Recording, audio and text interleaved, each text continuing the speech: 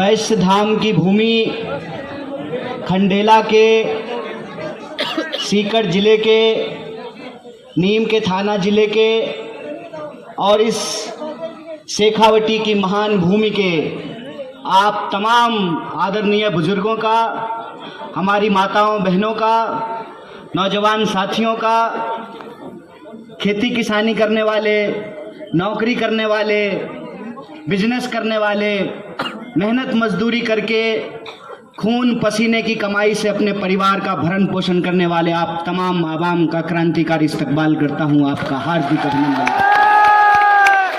और आप सबके प्रिय विधायक 6 बार तो ऑलरेडी विधायक हो गए हैं, तो इस बात से इनकी लोकप्रियता का अंदाजा हम लोग लगा सकते हैं। आप सबके प्रिय विधायक आदरणीय श्री महादेव सिंह खंडेला जी का बहुत बहुत आभार व्यक्त करता हूं कि आपने मुझे शेखावटी की इस महान भूमि पर वीरों, योद्धाओं, बलिदानियों और शहीदों की इस भूमि पे आने का अवसर प्रदान किया है।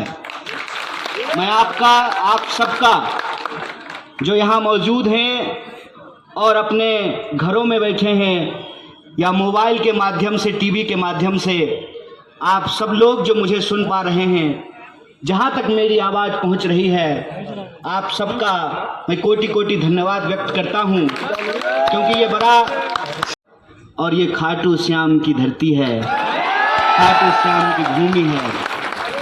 ये बड़ा शानदार संयोग है कि हमको शेखावटी के इलाके में आने का मौका मिला, सीकर आने का मौका मिला है, खंडेला आने का मौका मिला है, जहाँ राजस्थान के तमाम मशहूर तीर्थ स्थान हैं, चाहे वो सालासर बालाजी का स्थान हो, जिन माता का स्थान हो, चामुंडी माता जी का स्थान हो, तमाम स्थान इस इलाके में मौजूद हैं। तो ये अपने लिए बड़े सौभाग्य की बात है कि चुनाव के मौके पे ही सही यहाँ आने का अवसर प्रदान हुआ है और आप सबसे रूबरू होने का, नज़रें मिलाने का और 2-4 दिल की बात करने का अवसर प्रदान हुआ है। और मैं दिल की बात कह रहा हूँ क्योंकि मैं प्रधानमंत्री नहीं हूँ, इसीलिए मैं मन की बात नहीं करता हूँ।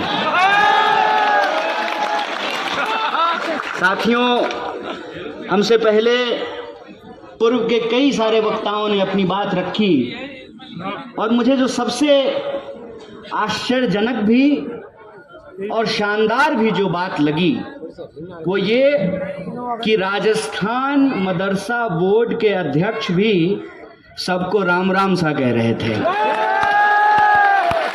मैं कहता हूं कि ये अपने आप में बड़ी खूबसूरत चीज है कि मेरा नाम कन्हैया है और मैं रब की बात करूं, खुदा की बात करूं, और आपका नाम मोहम्मद है और आप राम की बात करें, कृष्ण की बात करें। ये अपने आप में बड़ी खूबसूरत बात है और मैं समझता हूं कि यही हमारी मजबूती भी है, यही हमारी ताकत भी है। कल एक क्रिकेट मैच हुआ था, बहुत दुख है, पूरा देश को दुख है कि हम लोग वर्ल्ड कप नहीं जीत पाए, लेकिन आपने उस टीम को देखा है। अगर रोहित शर्मा बहुत अच्छा बैटिंग करें तो मोहम्मद शामी को बहुत अच्छा बॉलिंग करना पड़ता है। ये जो टीम की ताकत है, यही हिंदुस्तान की ताकत है, यही भारत की ताकत है। और भारत का इतिहास भी यही है।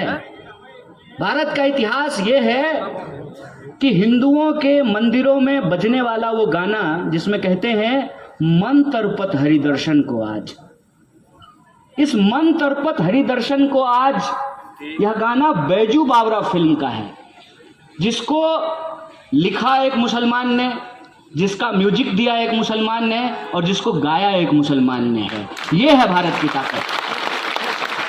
कि बनारस के 80 घाट पर जब आरती शुरू होती थी तो बिस्मिल्लाह खान की सहनाई से शुरू होती थी। ये भारत की ताकत है।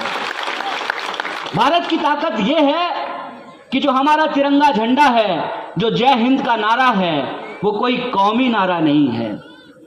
भारत की ताकत ये है कि इस मिट्टी पे रहने वाले लोग, चाहे वो किसी भी जाति या धर्म के हों, चाहे किसी भी समुदाय के हों, चाहे किसी भी धर्म को मानने वाले हों, किसी भी ईश्वर की पूजा करते हों, किसी भी अल्लाह की इबादत करते हों, 140 करोड़ लोग जो इस मिट्टी पे रहते हैं, चाहे वो तिलक लगाते हैं या टोपी लगाते हैं या पगड़ी धारण करते हैं, यह देश सबका था, है और रहेगा।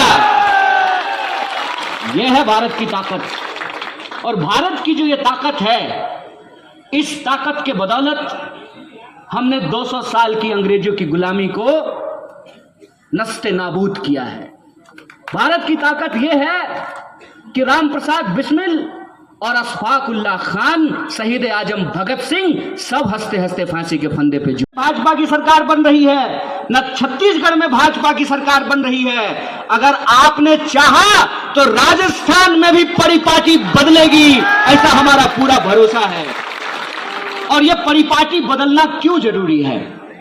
ये परिपाटी, और जब वोटर आप हैं, जनता आप हैं, आपके वोट से ही कोई अर्श से फर्श पे जाता है, कोई फर्श से अर्श पर जाता है, आपके ही वोट से कोई प्रधानी करते करते विधायक और मंत्री बन जाता है। प्रधान ही तो बने थे ये जब एमए पास करके आए थे राजस्थान यूनिवर्सिटी से।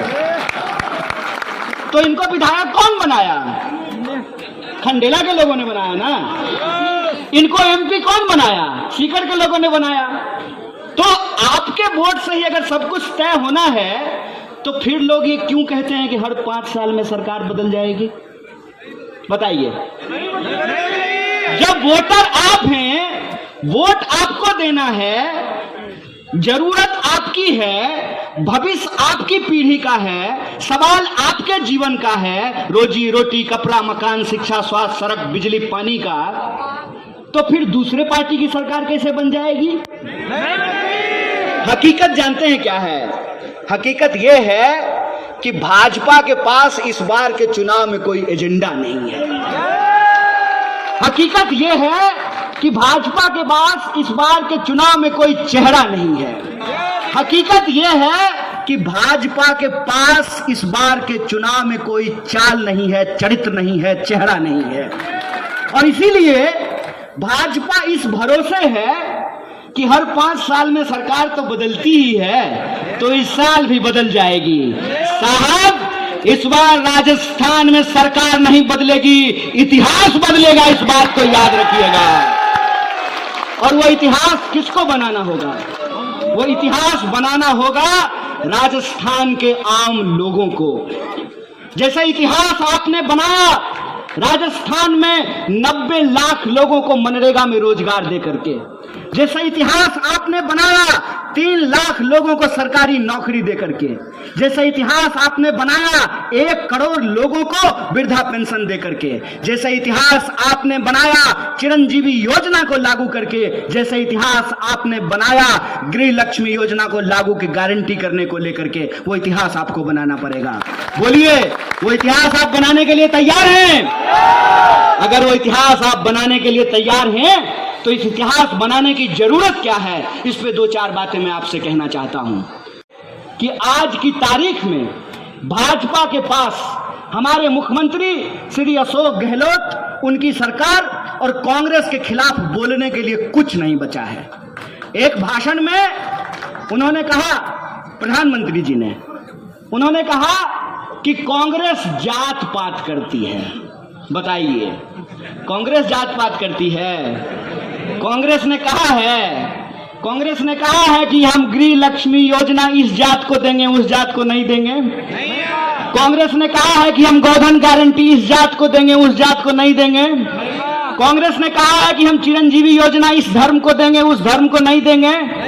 हमारी कोई भी योजना किसी एक जाति या किसी एक धर्म के लिए नहीं है, बल्कि पूरे राजस्थान की एक एक जनता और एक एक आवाम के लिए है।